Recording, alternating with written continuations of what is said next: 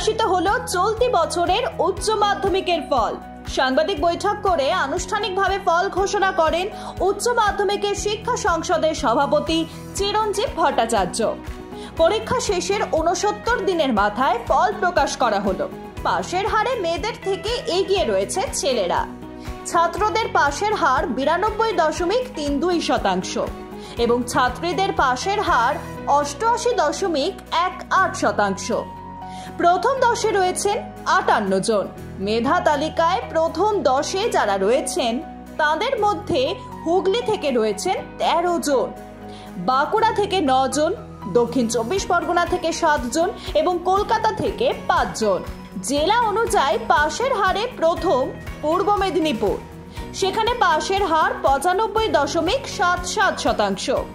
তালিকায় তারপরেই রয়েছে দক্ষিণ ২৪ পরগনা, সেখানে পাশের হার ৯২.৮৭%। পশ্চিম মেদিনীপুরে পাশের হার ৯২.৭৮%, কালিম্পংয়ে ৯২.৫১%, কলকাতায় ৯২.13%, উত্তর ২৪ পরগনায় ৯২.০৫% ও হুগলিতে পাশের হার ৯১.০৬%।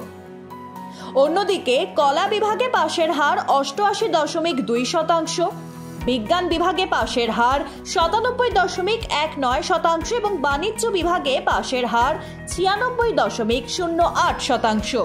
এবছরে উচ্চ মাধ্যমিক পরীক্ষা শুরু হয়েছিল ১৬ই ফেব্রুয়ারি এবং শেষ হয়েছিল ২৯শে ফেব্রুয়ারি। মোট পরীক্ষার্থীর সংখ্যা ছিল ৭,৯০,০০০। তার মধ্যে পাশ করেছে ৬,৭৯,৭৮৪ জন। পাশের হার ৯০%। অসম্পূর্ণ ফল রয়েছে ৪ জনের। তবে আজই হাতে মার্কশিট পাবেন না পরীক্ষার্থীরা। ১০ই মে স্কুলগুলির হাতে মার্কশিট তুলে দেওয়া হবে। ওই দিনই স্কুল থেকে মার্কশিট পাবেন পরীক্ষার্থীরা।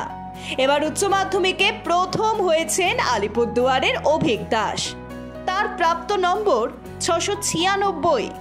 দ্বিতীয় হয়েছেন নরেন্দ্রপুর রামকৃষ্ণ মিশনের ছাত্র সৌম্যদীপ সাহা, তার প্রাপ্ত নম্বর ৪৯৫।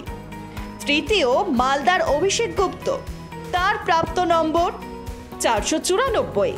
আর যুগ্মভাবে চতুর্থ হয়েছেন কোচবিহারের প্রতীচি তালুকদার ও চন্দননগরের স্নেহা ঘোষ, তাদের প্রাপ্ত নম্বর ৪৯৩। Bureau report, Ritam Bangla.